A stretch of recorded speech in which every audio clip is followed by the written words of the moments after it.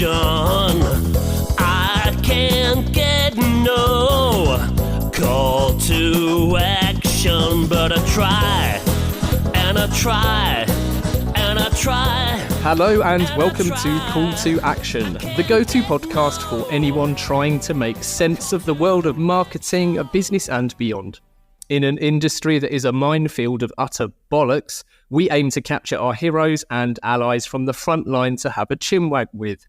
It's like Pokemon Go, with the single but vital exception that it's not a short-term bandwagon of shite. It's brought to you by Gasp, and I'm Giles Edwards. Today I've caught Peter Weinberg. Like a B2B Batman, Peter, along with John Lombardo, was the brains behind the famously brilliant B2B Institute at LinkedIn, whose greatest miracle was being able to produce B2B marketing reports that people actually wanted to read. An evangelist for a more creative and entertaining age for B2B, they were on a mission to show how everything from a whimsical mascot to a catchy jingle has a role to play in business to business. After that, Peter disconnected himself from LinkedIn to set up Evidenza, again with John, their own AI-powered research platform that uses synthetic data to create super precise audience insights. Peter explains, "We basically took Ritson's brain and turned it into code. We had Ritson build us the ultimate platonic form of a marketing plan, and we now have a software system that can programmatically build and spit out Ritson-style marketing plans. Some fucks keep slipping in, but we're working on that." Welcome to the show, Peter. What an introduction. Delighted to be here. Thanks for having me. We worked on the Mini MBA's tone of voice guide. We had to learn how they could articulate Mark's voice without too many shits and fucks. So yeah, it's hard. Yeah. It's a struggle with Ritson, getting past all the fucks and shits. But it really adds a certain distinctiveness to the brilliant marketing advice that he has to offer. Totally does. Right, we've got 7 quickfire questions. Simon or Garfunkel? Ooh, Simon. Does anyone ever say Garfunkel to that question? We've never asked. They're unique to our guests. That's great. Mascot or jingle? Mascot. Well, I know you're a Nintendo fan. Princess Peach or Koopa Troopa? Probably Koopa Troopa. Good call. Right, we've got marketing versus sci-fi here. Philip Kotler or Philip K. Dick? Definitely Philip K. Dick. Every time, twice on Sunday. Nice. Right, artificial intelligence or real stupidity? Yeah, I mean, based on the business I'm in, obviously I've got to go with AI, stay on brand. Nice. 2 more. Winterfell or King's Landing? Winterfell. And finally, since he couldn't join us today, John Travolta or John Lombardo? I'll take anyone over John Lombardo. It's like, it's an easy John Travolta for me, no question. And so starts the smear campaign. Yeah, that's just the first of many smears you'll hear against my wonderful co-founder, John Lombardo. Amazing. Oh, brilliant. You sailed through those. Brilliant. Well, listen, Peter, thank you so much for joining us. We always start the show by asking our guests about their path to where they are now, and we find it's rarely even a linear one. So can you tell our audience, what was your first ever job, and then what you regard to be first proper job? My first ever job, I'd have to think about that. You know, when I was like maybe 8 or 9, my mom told me about the stock market, and it really just captured my imagination. I was like, it sounds amazing. So she was like, yeah, you want to buy a stock? And I was like, absolutely, I do. So I think I put maybe $10 into the stock market. I think I split it. I think I put $5 on Toys R Us and $5 on the Four Seasons, 2 brands I thought were just great brands at the time. I believe both of them ultimately went bankrupt. Four Seasons, I think, is back. Actually, I think maybe they're both back, but suffice to say, it was not a great trade. So I guess I was a day trader. That was probably my first job. Amazing. At 8 or 9. Wow, how to flummox it. I've got a 9-year-old and a 7-year-old at home, and I'm yet to broach that. Well, you should tell him about the stock market. I mean, he may have some really bad stock tips for you. You could use it, you could see what he wants to buy, and then you could short those things. I think would probably be the recommendation based on my own experience. Yeah, what an amazing intro. And then what other jobs did you have as you kind of grew up in your teenage years? Typically, people do all sorts. Yeah, I don't think I really had many odd jobs, to be perfectly honest. I delivered newspapers at one point. My sisters would hire me to just be kind of their butler for a while. I think my first proper job was really when I got out of college and I went into advertising. Yeah. You studied history, right? That seems to be, I mean, there's few consistencies I've spotted in the 150 plus episodes we've recorded, but it's quite remarkable how history seems to be a gateway drug for our industry. Is that true? That's very interesting. Yeah, listen, I mean, I can't say it's been directly applicable. It's probably why I didn't have any jobs and why I had so much trouble getting a job out of college, is because I had such a useless degree. But, I will say, I think John and I have always said the marketing industry has too many futurists and not enough historians. And if you actually look back on how we thought about marketing 100 years ago, in some cases it's actually more advanced and realistic than how we think about it today. So I do think there's a great benefit to knowing the history of our industry, knowing where we've come from, and I'm sure that carries over, broadly speaking, into life. Good to know the past to understand the present and the future. I do love history. It's a great thing to study. I wouldn't say it's the most commercially valuable thing to study, but it was a good time. Yeah, I think it's more the skills you kind of pick up when you study history. And I'm saying this, I've recorded an episode with Ali Owen recently, and I made the same point to her that I think Orlando Wood from System 1 and a few others who I did name check, but names escape me now, had gone from history into similar kind of strategic type roles where understanding, from a diagnostics perspective, what had happened in the past, it could even be recent past when they were then planning, seemed to be a closer link to history than I probably originally thought. I'm a bit of a skeptic of the value of formal education, so I wouldn't say I'm going to be here giving you the hard sell for studying history as a way of learning advertising. I think you'd probably be better off studying advertising to learn advertising. But, as I said, I do think marketers especially, they're obsessed with the future, and sometimes they don't have enough respect for the past, especially of the brand, the heritage of the brand. People are very quick to kind of dismiss that, move on from it, launch a new creative. So to the degree history teaches you anything, it's that you have to understand the past. You have to have respect for the past. You have to, understand how the past impacts the present and the future. And I suppose history does give you all of those things. Yeah. But I mean, I think I made the point to Mark Ritson, funny enough, we mentioned him earlier, when I interviewed Mark, that I wish that at the universities, I mean worldwide, but I was specifically talking about the universities that kind of feed our team at GASP, spent more time studying, the late, great Jeremy Bullmore, amongst others, than they typically do. How did you end up in Adland then? Well, running with the train of thought here of studying history, I, of course, could not find a job out of college. So I just applied to a very broad range of different industries. And I was very interested in advertising. And, actually, it's funny. I was interested in advertising for a very particular reason, which is that at some point in college, I watched a TED Talk. And the TED Talk was from Rory Sutherland, who has one of the most watched TED Talks of all time. I think it's called Confessions of an Ad Man. And I just listened to Rory talk about advertising and how it's sort of applied psychology. And I just said to myself, wow, that, I want to do that for a living. I want to be Rory Sutherland.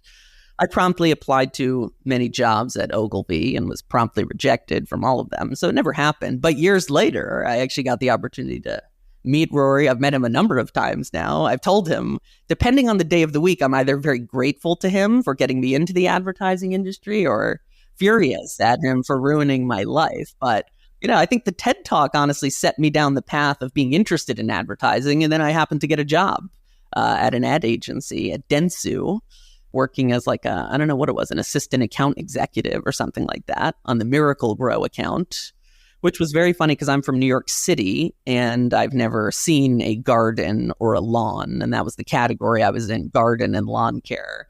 So I truly had no idea what I was talking about on a number of levels. The rest is history, as they say. Amazing. I remember that talk as well. I think it had a similarly kind of pivotal impact on me. I think that first one, Confessions of an Ad Man, is that where he talks about the Eurostar example? Yeah, I mean, that's one of his... The funny thing about Rory is every time you hear him talk, he's got a few things. The Eurostar anecdote sort of throughout, he's still talking about that today. But yeah, it's fantastic. I mean, I would highly recommend to listen to it. I think he's probably the greatest spokesman for our industry, the most quotable man in the marketing industry. And, you know, I do think he makes the essential point that marketing is applied psychology. You have to understand the human brain. It's about influencing the human brain. And you need that sort of grounding in behavioral economics and psychology in order to understand what marketing effectiveness should look like. So I think Rory was very early on that idea and just continues to be. He's actually even more famous now, you know, because a bunch of people have taken, TikTok. All these kids have taken clips of him from TikTok, and now he's getting stopped in the street. And everyone's like, oh my God, you're the guy from TikTok. So Rory's bigger than ever, which is great. Great. It is great. Yeah, no, Rory's a good friend of ours at Gasp. He's done loads with us over the years to support us. Huge fans. I subscribe to The Spectator just for his column. Yeah, he's the best. He's the best. True way with words. A flower is a weed with a marketing budget, I think, is one of the all-time quotes about the marketing industry. Yeah. Taking everything you learned from that TED Talk specifically and then starting in Adland, you must have felt, well, I'm assuming you felt similarly to me, that you wish you could just play that talk to everyone in Adland, because the way they were behaving suggests that they didn't really understand anything from the kind of placebo effect to everything else that might go into a perception of a brand. Yeah, I would say the Rory talk did not necessarily give me an accurate read on what my job as an assistant account executive was going to be, but, you know, maybe 10 or 15 years later, I did get myself, I certainly did not become Rory Sutherland, but I got pretty close. I mean, John and I essentially traveled the world trying to spread the gospel of marketing effectiveness, trying to tell entertaining stories and anecdotes. So I'd say we were like D-list Rory Sutherland by the end. But yeah, I don't think it's, I wouldn't say it's the general path most people in the industry or the general experience. Yeah. Well, let's talk about what you and John set up at LinkedIn then, because that wasn't something that happened, you know, immediately or overnight when you started at LinkedIn. What kind of inspired you to do that, to create that B2B Institute? Yeah, I think if I were to break my career down into phases, the first phase was I worked in advertising and didn't really know anything about advertising. Which puts you in the majority, probably. Yeah, honestly, I think a lot of people are secretly in that situation. And it's because, going back to the original conversation, I never studied advertising. I had no formal education in advertising or marketing. I just kind of learned on the job, and a lot of the on-the-job training was not particularly good and not particularly accurate.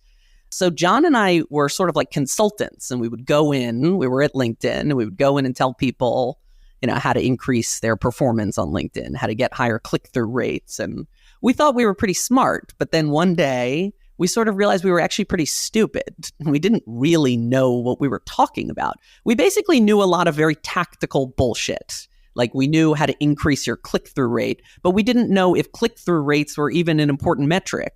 And of course, it turns out they're not an important metric at all. It's a totally worthless sort of like vanity metric.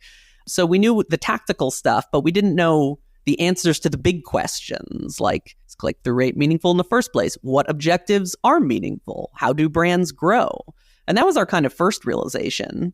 And then our second realization was that nobody else really knew either.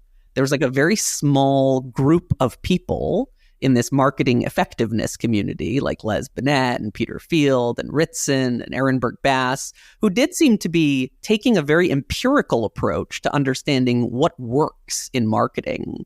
But that had not really permeated the industry, and it certainly had not permeated B2B. B2B was just, you know, even in marketing effectiveness, is an ignored topic.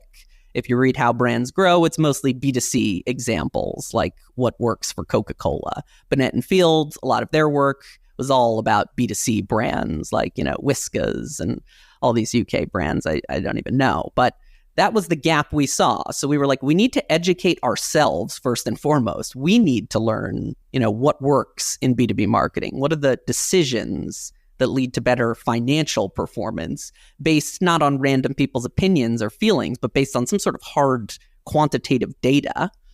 And then we realized our clients, it'd be good for our clients too. We did this presentation, I want to say it was for like Cisco very early on, and it was not about LinkedIn. It was just about kind of ideas or contrarian ideas and approaches to B2B marketing. And it went really well. The client was like, oh, that was great. That was super interesting. It was not like a sales pitch. It was just sort of thought leadership, expertise, and expertise I haven't really heard before. So these things were kind of all swirling around in our brains where we were like, clients want expertise. There's really not a lot of expertise out there, especially in B2B. Maybe we could fill the gap in the industry and provide true B2B marketing expertise. And then it's a kind of winding road from there. But that was the sort of foundational insight that ultimately led to the creation of the B2B Institute at LinkedIn. Yeah, and what was the most kind of pivotal moment when you realized that you were, truly being heard? The pivotal moment was, our first report that put us on the map was I sent a LinkedIn message to Les Binet, who has since become a mentor of mine, one of the godfathers of effectiveness, along with Peter Fields. And I was just like, hey, you have this incredible concept, the long and the short of it, the 60-40 rule. Have you ever looked at this just for B2B brands? And Les very kindly responded, and he was like, no, we have a bunch of B2B data in the IPA data bank. We just never bothered to even really look at it. And then John and I were like, cool, well, could we hire you to write the first B2B cut of the IPA data bank and mine, this 40 years of econometrics to tell us what works in B2B, what is the right balance between brand and demand and different types of brand goals, et cetera. And he said, sure, I'd be happy to do that. So him and Peter did that, and we published our first report, which is the Principles of B2B Marketing. And it really made an impact. I mean, we launched it in London. There was a huge turnout. There was a lot of media coverage of it. It just sort of immediately filled a gap where people had a feeling like brand was important in B2B, but they just didn't have a lot of proof. They didn't have a lot of empirical evidence. And we kind of provided that for the first time, or Les and Peter provided it for the first time. And, like all brands, it took a long time to build up from there. I mean, there was not a single moment. It was like 5 years of very consistent marketing of the concepts and bringing in different experts like Ehrenberg Bass and Ritson and so on and so forth. But yeah, I think it was really that initial report from Les and Peter that kind of put it on the map. Yeah. Yeah. No, amazing. And what great work it was too. It's funny because I think that speaking as someone who's practiced what we call proper marketing for 15 years now in our little independent agency, there's been a frustration along that journey of thinking or maybe feeling like you are a contrarian versus the group think. But the frustration comes from realizing that the contrarian or so-called contrarian is actually the one who's probably right most of the time. And so actually you can there's either two decisions to make. One, you can just become increasingly cynical and frustrated, or number two, which took me too long to realize, is actually you can go about fixing the problem. And whether you do that via empirical data or just better communications with your clients, it is ultimately the only way out. 100%. Yeah, well, hats off to you. Well done. It's funny. I need to articulate this in the way that it's intended, because it's intended with huge amounts of respect and praise. But there's things which I know you don't claim to have created, but certainly popularized, like the 95-5 rule. There'll be people who worked in the industry for decades preceding that who said, well, that's always been true and always been known. But actually, there's a real marketing lesson there that actually badging something as a 95-5 rule and communicating it proved to be a lot more effective than whatever people were doing previously who claimed to have known that was always the case, if that makes sense. Yeah, it does make sense. I mean, I'm not even sure any of our research was a totally original contribution, and that was never really our KPI, if you will. It was to try to market these ideas to the marketing industry and get them to be known and adopted. I mean, as we said at the start, like some of these concepts, like, oh, you've got to build a brand through entertaining creative and jingles. Some of this stuff has been known for 100 years. I mean, you could literally go back to like early IBM advertising and see this stuff happening in B2B. I think probably because of the invention of the internet. The internet era got everybody sort of forgetting everything we knew about marketing effectiveness. Everyone was like, okay, now it's all about real-time response rates, click rates. It put us in a little bit of like an intellectual black hole. And so I actually think a lot of the research is just rediscovering things that were known in the past but forgotten for the past 20 years. And yeah, I think part of the internet era was an obsession with data and evidence, which, you could bemoan or you could say is good. People should look for proof that something works. And that is the massive gap that the Ehrenberg Bass Institute and Binet and Field and all these experts have really filled. They are not, cooking up their opinions and thoughts about how marketing works. They are studying the data, seeing the decisions the marketers made, seeing what happens financially in those categories, and they're using that to back into theory. If you go back to history, this happens a lot in history where people will tinker around and discover something naturally, and then in some case decades later, sort of academics will be able to explain why that actually worked. And that's like tinker versus theory, a good mental model. And ultimately, I think you do need both. You need to tinker, and then you need theory that proves the tinkering wasn't just a fluke, a one-off. And that's how you ultimately get broad adoption of those ideas. I knew that BA in history would come into play. I mean, here I was saying it was useless, and now I can't keep going back to history. You've gotten me hooked. Yeah, but it's true. I mean, everything you've just said is true, and it's really nice to hear you talk about the fact that a lot of what has been shared, was previously known, perhaps was lost, but ultimately needed to be communicated more effectively, ironically or appropriately, to the industry. I was going to, and I still might at some stage, talk to you about sci-fi, because I know you're a fan, hence one of our Quickfire Questions. One of the first ever guests we had on Call to Action, going back almost 6 years, was sadly no longer with us, the late, great Murray Calder. I'm not sure if your paths would ever have crossed, but Murray was a wonderful strategist. He did a lot of work for whiskey brands, including Macallan and various others. And he made a similar observation of the state, if that's not too harsh a word, of the industry. And he said the trouble is, unlike in whiskey, where there is such a high cost barrier to entry, it's almost impossible to buy a shit whiskey because you have to invest so much into it. You don't really tend to get cowboys, was his point. We can probably argue about the subjectivity of what a shit whiskey is quite easily, and marketing would actually benefit from having a bit more of a cost to entry. And where I'm going with this is your point about the internet and everyone having access to data is a wonderful thing, but in many ways it also lowered that what was already a small barrier to entry to marketing, so that people in other departments could claim to be experts because they could understand the data that was coming from the internet. Yeah, I mean, I was the beneficiary of this. So like I was, 21 years old and clearly knew absolutely nothing about marketing, but people assumed because I was 21 years old, I knew a lot about social media, which at the time was sort of like the hot concept.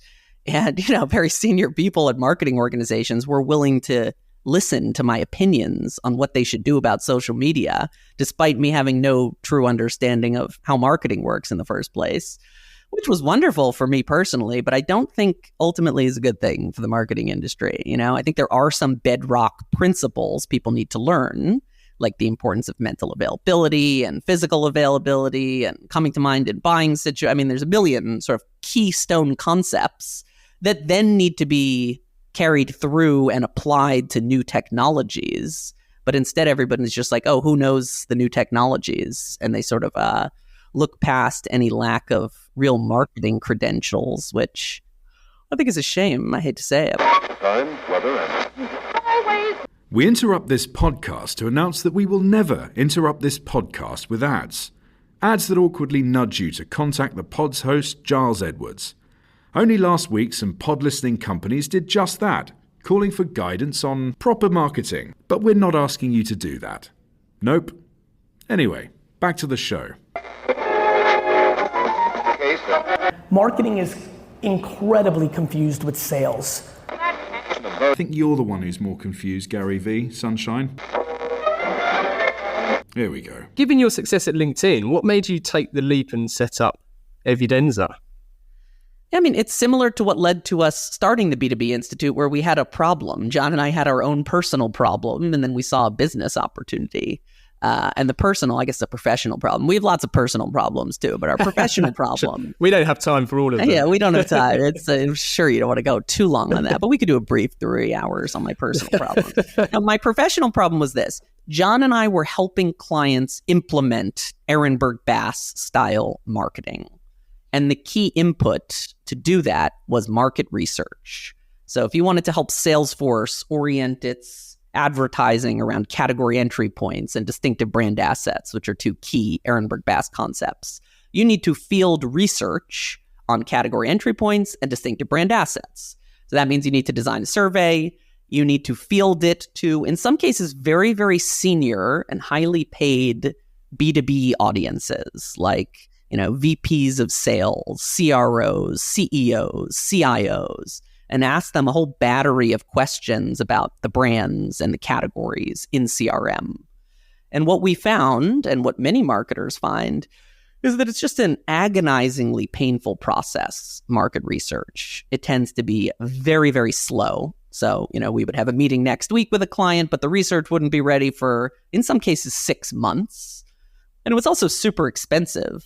And, we had a pretty generous research budget, a multi-million-dollar research budget. But even that multi-million-dollar research budget was not sufficient to really scale market research in any meaningful way because it was so expensive. We could only bring it to like our top 5 clients. And then we just had to kind of like make stuff up or think about how it could translate to the other 40,000 clients, right?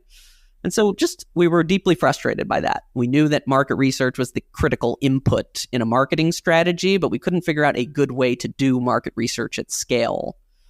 And then one day we sort of stumbled upon this solution where we were reading about AI. We were like, okay, so Silicon Valley has invented this magical robot that can pass all these professional licensing exams. It can pass the LSAT, the SAT, the GRE, medical board exams. We were like, if this robot is so smart, can it pass marketing exams? Can AI take surveys and get you the same answers that you would have gotten from real people? And we sat down at lunch with my friend Brian, who I went to college with, who turned out to be a software engineer, not what he studied at college. Of course, he studied some useless humanities subject like myself. And we were like, hey, is that possible? Could AI take surveys and get you the same answers?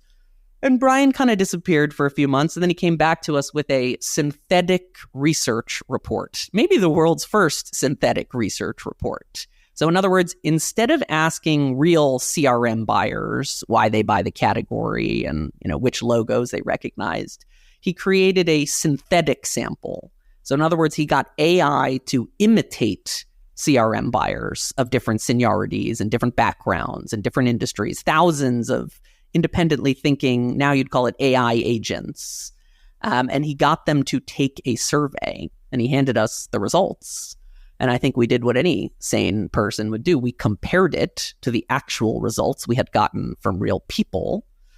And we found the results were basically identical. The synthetic data, the synthetic research pretty much matched, to the T what we were seeing from real CRM buyers.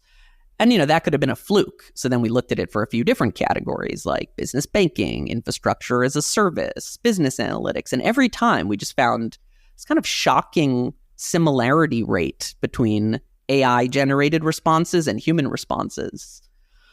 And then we said to ourselves, okay, well, now you've got a real business problem, a serious business problem, which is that companies need the voice of the customer, but the customer is not always easy to find. It's not always easy to get them to take a 50-question survey.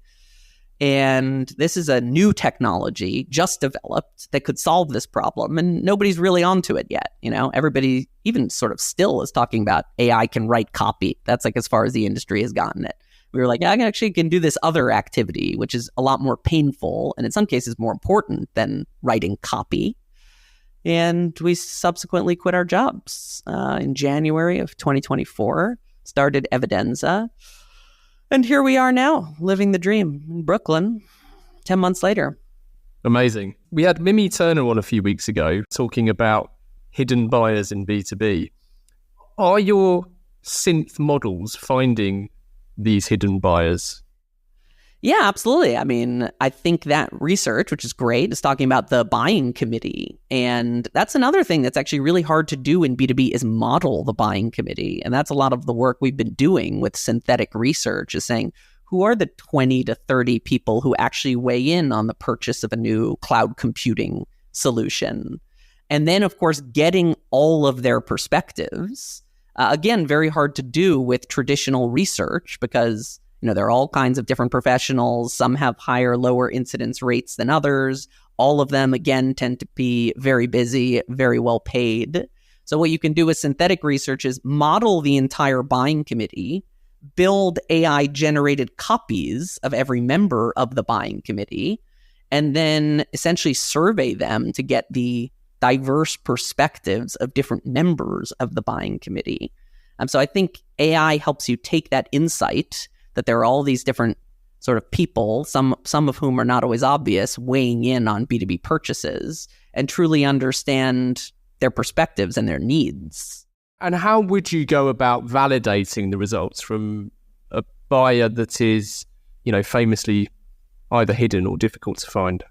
Yeah, well, we really do validation in two ways. One of the main ways we do validation is we do demos of our platform, the Evidenza platform, and we will show clients in that demo an enormous amount of data on their category and their audience. So we'll say, okay, you sell, inertial navigation systems to mining operators in Australia. Here is a synthetic sample of mining operators in Australia. We'll have live qualitative interviews with them on the demo. We'll field a survey to them on the demo to understand their category entry points, perceptions of different brands.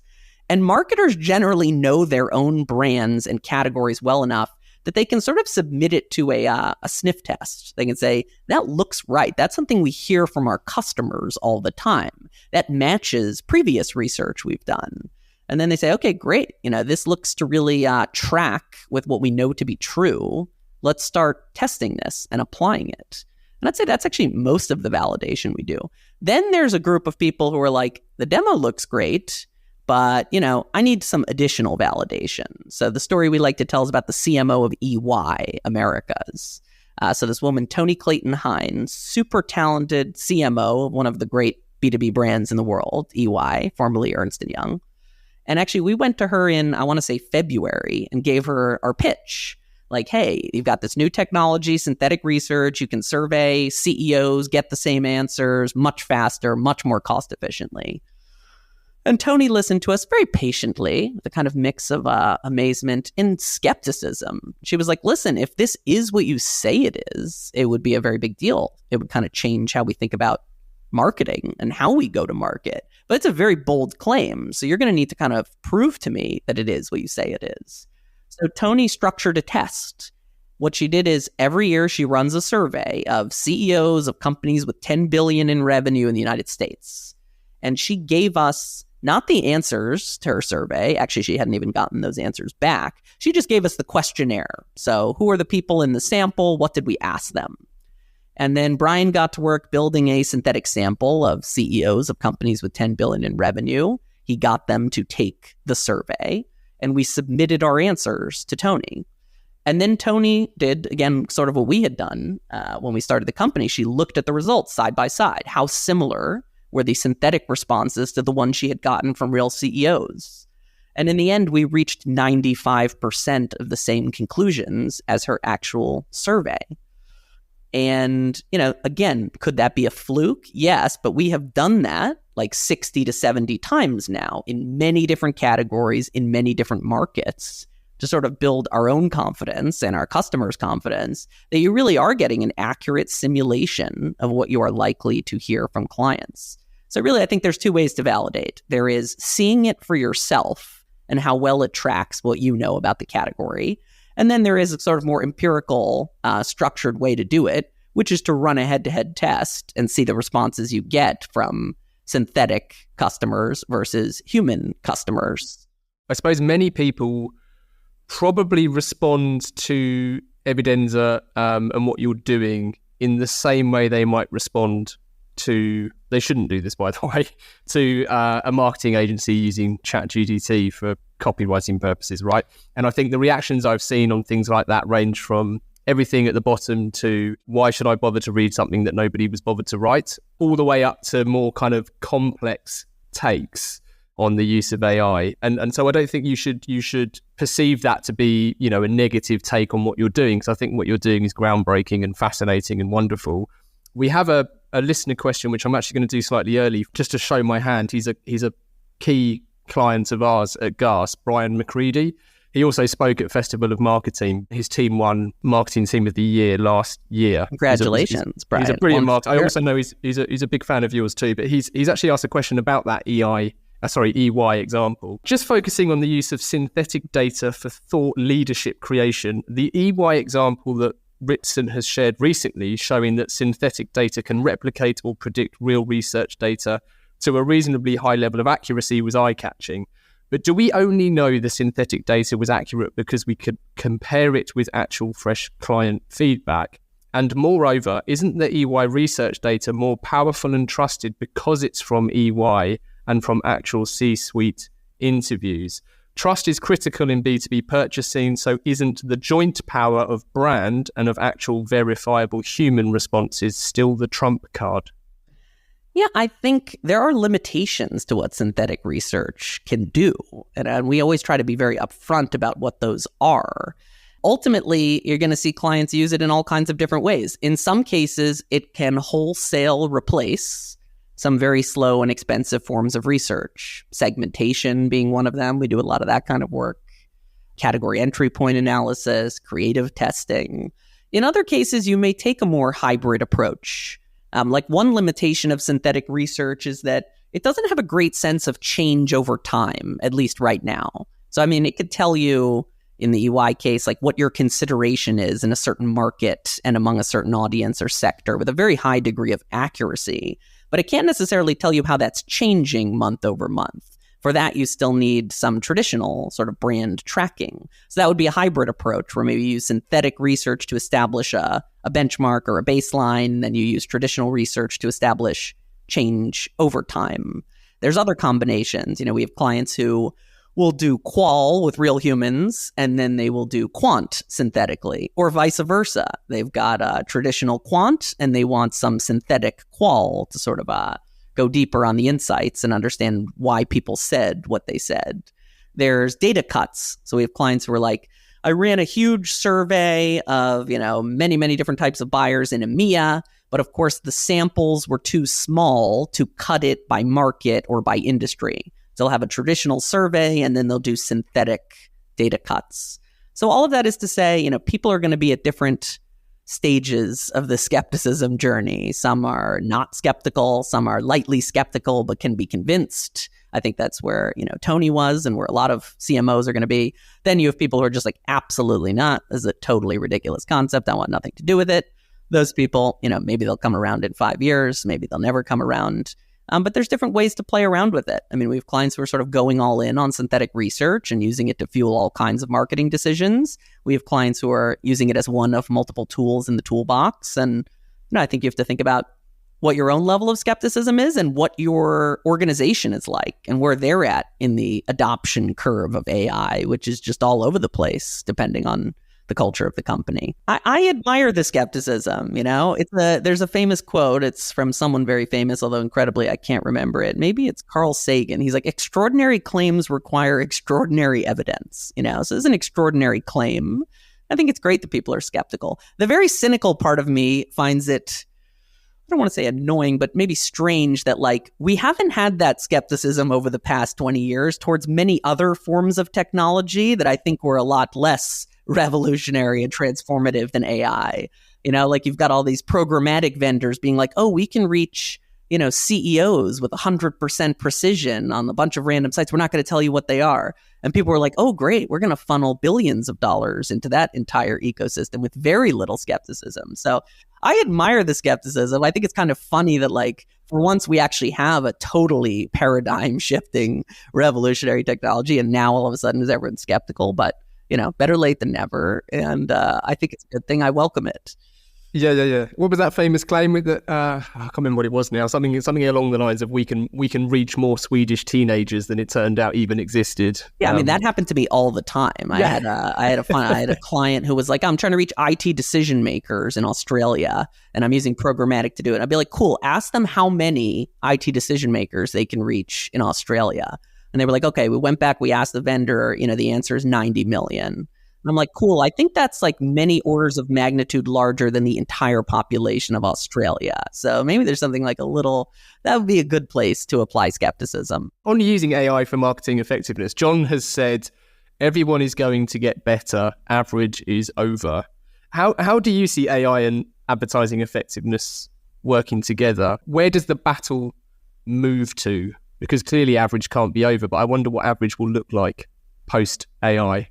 Yeah, it's a fascinating time to be alive. John and I feel that we are sort of at the center of two revolutions right now, all of us in the marketing industry. There is the AI revolution, which is coming at us very fast. And then there is this marketing effectiveness revolution, which is coming at us very slow. AI has been adopted very rapidly. I think ChatGPT is probably like one of the fastest growing consumer apps of all time. I think it was 2 months to get to 100 million users. Took Spotify like 10 years to do that, right? So super fast growing. And then a lot of this marketing effectiveness research, like how brands grow from Professor Byron Sharp, I mean, it was published, 10, 20 years ago or something like that. And still most people haven't read the book. So you've got these two revolutions happening, a kind of slow motion one and a fast motion one. AI in our mind is fundamentally an efficiency revolution. So whatever you're doing, you're going to be able to do it a lot faster, a lot more cost effectively with AI. Marketing effectiveness, it's an effectiveness revolution, right? It's rethinking what you should be doing in the first place. And I think what you're going to find is that the best marketers, the ones who really gain an edge, are going to be able to balance both of those revolutions in their head. So in other words, let's say you give an improperly trained marketer access to synthetic research. Yes, they're going to get answers to their questions faster and more cost effectively than they could before. And listen, that's a win, it makes things more efficient. But they might ask the wrong questions. They're going to ask questions. We had this recently where a client was like, I want to ask what my brand awareness is. This was a big brand. And the answer came back and it was like 95% or something like that. And they were like, well, that's not very insightful. And I was like, I totally agree with you. It's not very insightful, but that's because it's not a great question. The question, once you're a brand of a certain size, brand awareness stops being a super useful metric. What you actually need to measure is mental availability, which is a marketing effectiveness concept, which is, okay, there's 30 different buying situations that trigger a purchase in, commercial insurance. And here's how easily you come to mind in each of those 30 buying situations relative to the competition. Here's where you're strong and weak. So John and I go back to this Picasso quote, an early AI theorist. He said, the problem with computers is they can only give you answers. In other words, the job of a human and human intellect is to ask the right questions. And so I think what you're going to find is, average marketers are going to ask average questions and get average answers. And above average marketers who really understand the fundamentals of how brands grow, who know what questions to ask in the first place, are going to get a lot more effectiveness out of AI, not just more efficiency. So that's sort of how I see the market ultimately breaking down. You'll get people who just get efficiency, and then you'll see people who get efficiency and effectiveness. And the biggest returns are going to go to the latter group, not the former. Yeah, makes sense. We have had Andrew Jolliffe on, and given, I think I can safely assume from your comments on Rory earlier, you like eccentric marketers. I would strongly recommend, if you find yourself with a spare hour, to listen to the episode. But I do remember Andrew, he's honestly one of the most fascinating careers you'll ever hear. He's won everything from BAFTAs to Cannes Lion to all sorts, but he's an incredibly interesting man. A point he made on the internet, and I think he was aiming it towards the frustration of how we overly rely on it from a creative kind of advertising perspective, was that he said the internet's like a vending machine. It gives you what you ask for, and there's no sense of discovery. You don't kind of stumble upon things like you might do prior to the internet. So there's a similarity there to the Picasso quote, the second coming, perhaps.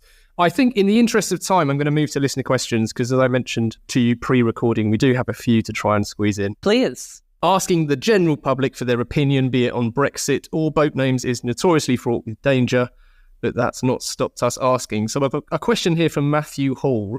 Matthew asks, we've heard about the accuracy and overall capabilities of Evidenza from a diagnostic perspective.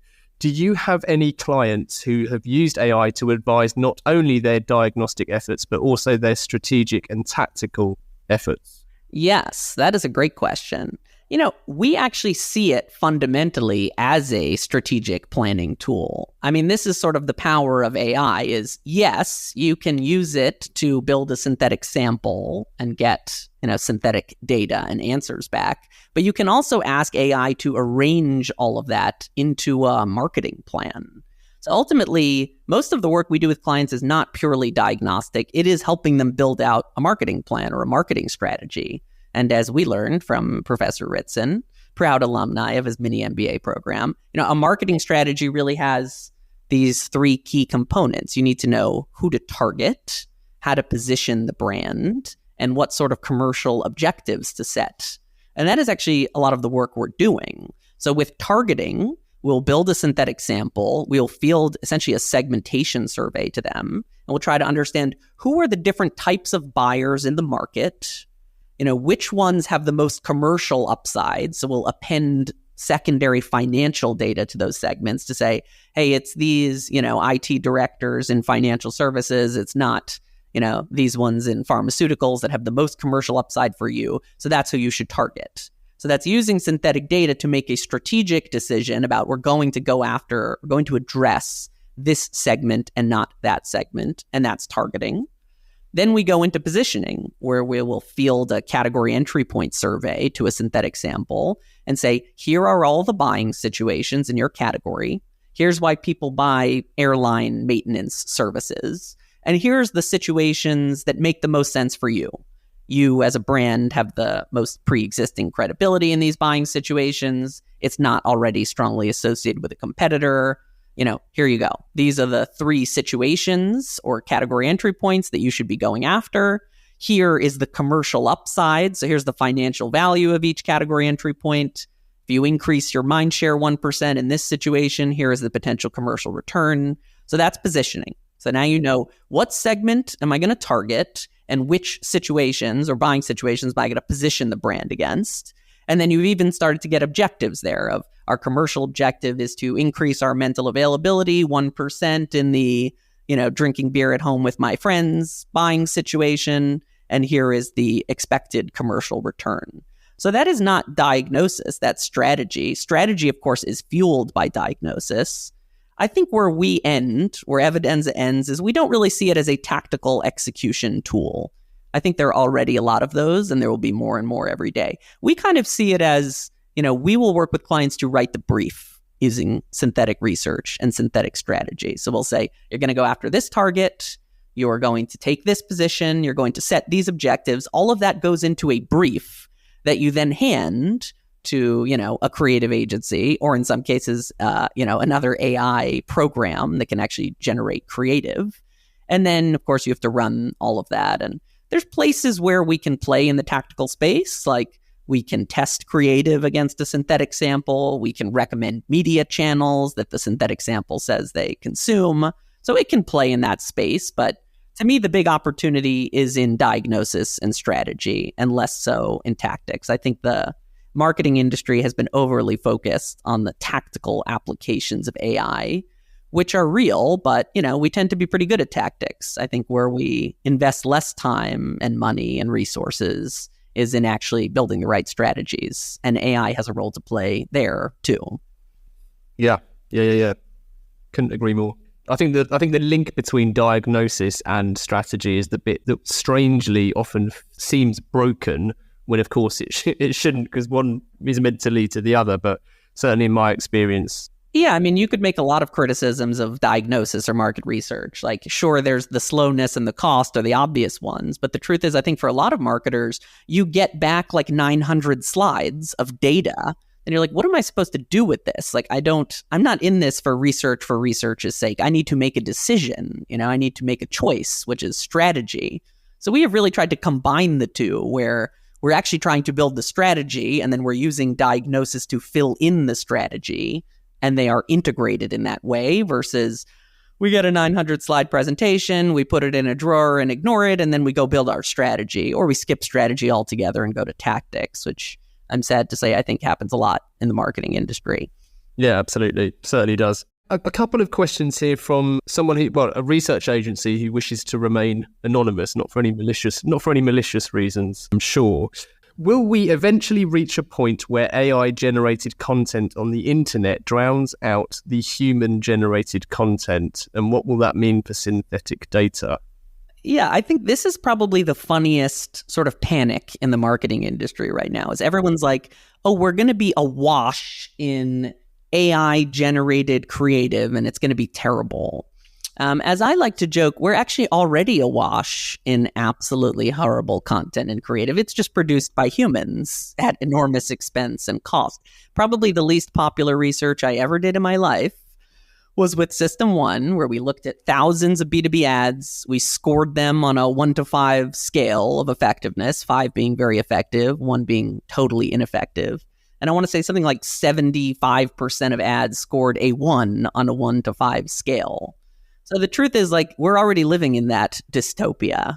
I don't view it as like, is AI going to make it worse? You know, maybe it's just because I'm a plucky optimist, but I think it has the potential in some cases to make it better. You know, people will actually do diagnosis to inform their creative, which people often don't do today because it is so slow and expensive.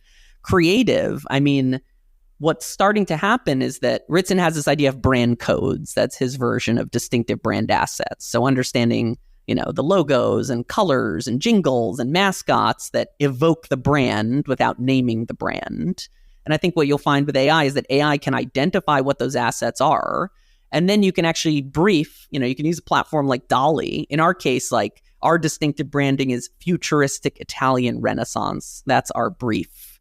And now we have images all throughout our platform and our presentations that are futuristic Italian Renaissance generated by AI.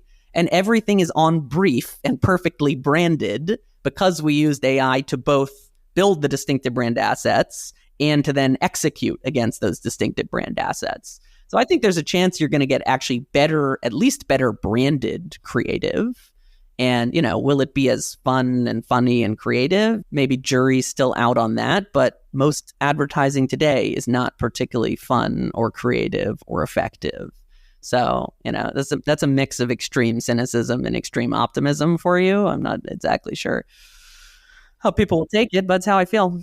Yeah. And it's not just content, right? I mean, depending on whether you believe, I don't know, Dr. Wu's analytics or, you know, the brilliant Bob Hoffman's rants and blogs, most traffic on the internet isn't even human these days anyway. So what does it matter? Yeah, it's funny. I mean, this is a really funny thing where people are like, oh my God, you're getting robots to take surveys. I'm like, actually, that's already starting to happen. So I think a lot of these research companies are realizing that people taking their surveys in many cases are robots in the first place. They just happen to think they're people, whereas we are intentionally, you know, programming machines to take our surveys. So a lot of things are synthetic, whether you know they're synthetic or not. And it doesn't always need to be a bad thing, you know? I mean, we actually debated when we started the company, is synthetic a bad word? Is it like pejorative? But you can actually look at these different, go back to history where we started. Sometimes synthetic things are actually a huge improvement. Like, you used to have human, or not even human, but earth-made diamonds. Now you have synthetic diamonds, which are, you know, better for the environment. You've got synthetic fuels. You've got synthetic rubber.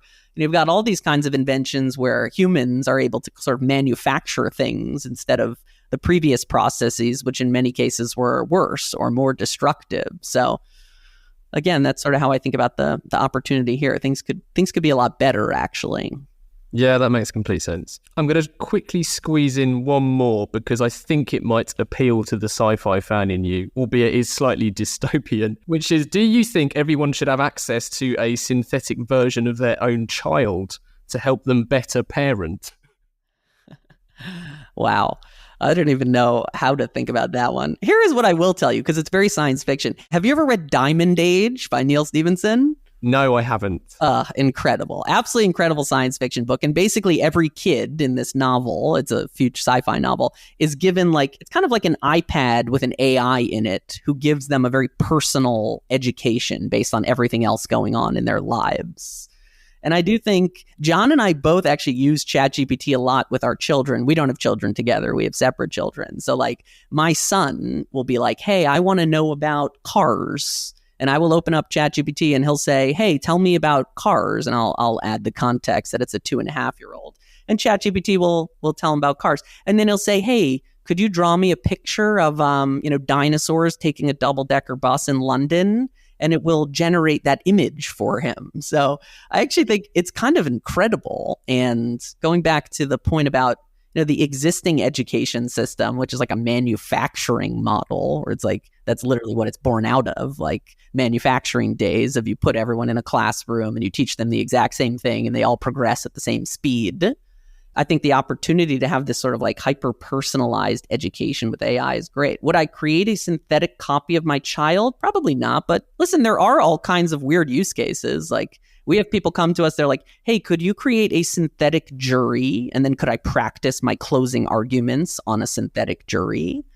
Could you create a synthetic financial analyst community and have me practice 10 versions of my earnings call on that audience? So listen, there's going to be all kinds of very strange, maybe even dystopian applications of it, but we're focused on the non-dystopian application, which is building marketing strategies, which I would say is relatively benign. And when somebody comes and creates the synthetic child company, I'm not sure I myself will be a customer of that, but perhaps there's a market for it. Who can say? Who can say? I mean, who really knows what John is doing right now? Yeah, for all I know, John's downstairs cooking up a synthetic child audience platform, but I doubt it. Nice. Brilliant. I'm going to try and wrap the last 4 pertinent poses up quickly because I'm mindful of stealing too much of your time, Peter. But number 1 is, what advice would you give to your younger self? I wouldn't give any advice to my younger self. First of all, I'm happy. I'm happy with how things ended, or I don't know if my life is over, but I'm happy where I am right now. I wouldn't want to interfere. More importantly, I'm pretty sure my younger self would tell my older self to fuck off and not listen to anything I have to say. It might even hate me, actually. Younger Peter would almost certainly hate older Peter. So I wouldn't waste either of our time giving advice to my younger self. Amazing. 2, if you could banish one thing from the industry, what would it be and why? Everyone's got their kind of bugaboo of thing they hate. For Ritson, it's brand purpose. For me, it's personalization. I think marketing personalization is a really bad idea. I think it's based on a fundamental misunderstanding of how marketing works. Marketing is not about understanding each individual and designing messaging for that specific individual. It's about understanding what large groups of people have in common and then speaking to their common needs at scale. So, personalization, it was super hot a few years ago. I think it continues to be hot, but it's cooled a little bit. And I do think behind that tactical idea is a deep misunderstanding of what drives marketing effectiveness. So if I could banish a concept from the discourse, it would probably be this idea of one-to-one marketing personalization. Love it. I don't think that's come up before, which is mind-blowing, really, because I feel similar way. There's that kind of wonderful signaling power you get with a broad mass communication, and it seems strange that you have to kind of remind people that a one-to-one conversation, which is the equivalent of someone, I don't know, dragging you into an alleyway and trying to serve you something. Yeah, exactly. It's just common sense. It's have you ever read a great personalized book or song? These things are not creative. The best creative is not personalized. It's impersonalized, or it's based on some universal insight. Kids like movies about creatures that are lost and need to find their way home. And that very simple, generalizable insight has led to everything from Bambi to Finding Nemo, right? So this idea that, creative needs to be specific to an individual is just very odd, very ahistorical, and I would say quite destructive as a concept. Agreed. Number 3, apart from Diamond Age, which I'll link to in the show's listing, are there any books that you can recommend to our listeners? Yeah, I think the 2 most important marketing books to read that will basically teach you everything you need to know about marketing are, of course, How Brands Grow by Professor Byron Sharp, Building Distinctive Brand Assets by Jenny Romaniuk, and then How Not to Plan by Les Binet and Sarah Carter. if you read those 3 books, I think you'll know everything there is to know about marketing effectiveness. And it'll give you a great idea of what to ask AI to do. And then there's some kind of non-marketing books that have been super influential in our thinking. 2 I would call out specifically are this book, Anti-Fragile by Nassim Taleb, which is just filled with amazing mental models that are very applicable to marketing. Like, old ideas are old for a reason because they've survived all kinds of disruption. I think that's an important concept to help people understand why they need to stick with their old creative. And then there's a killer book called The Elephant in the Brain, which is kind of a Rory Sutherland-esque book about human behavior and human psychology. He covers a lot of these concepts we've even discussed today, like you mentioned, signaling and those types of concepts. So those are 2 non-marketing books and 3 marketing books that I think have hugely shaped how we see the world. And I really could not possibly recommend highly enough. Amazing. Well, we'll link to all of those books. And then lastly, we always dedicate every episode to someone, and we bestow that honour to our guest who has to give their reason why. Would you do the honours of dedicating this episode? Of course. I mean, I think my mind always jumps to my teachers, the teachers I had. Obviously, there's the teachers I had later in my career, like Ritson and Bennett and Jenny Romaniak. But I think very early in my career, like when I was in middle school, I think of my history teacher, Miss Sperling, who I think taught me the bedrocks of history, ancient Greece and ancient Rome and ancient India. And I would say just gave me a love of learning that I think is essential and has served me well in life. So teachers generally very underappreciated in society, critical role to play for all and for myself. So I guess I would dedicate it to Miss Sperling. I'm not sure where she is now, but I hope she's well. She's probably not listening to a lot of marketing podcasts, but who knows where life has taken her. Maybe she's a hardcore B2B marketer and she'll be pleasantly surprised to hear this. Yeah.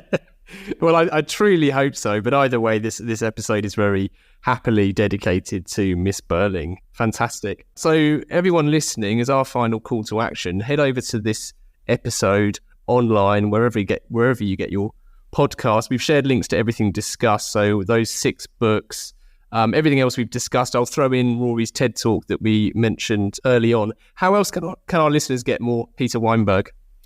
Yeah, well, you're welcome to visit our futuristic Italian Renaissance website, evidenza.ai. And then John and I post a steady stream of obnoxious contrarian opinions on LinkedIn, our beloved alma mater. So feel free to reach out on LinkedIn, follow us on LinkedIn, or visit our Research Renaissance website.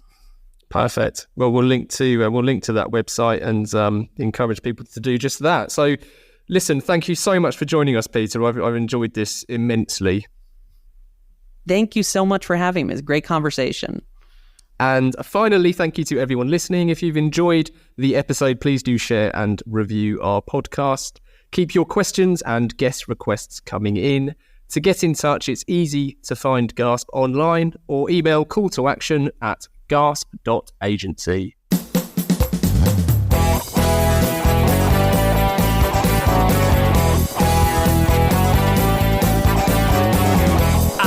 Can't get no call to action. I can't get no call to action, but I try and I try and I try and I try. I can't get no call to action. Oh, I can't get no call to action.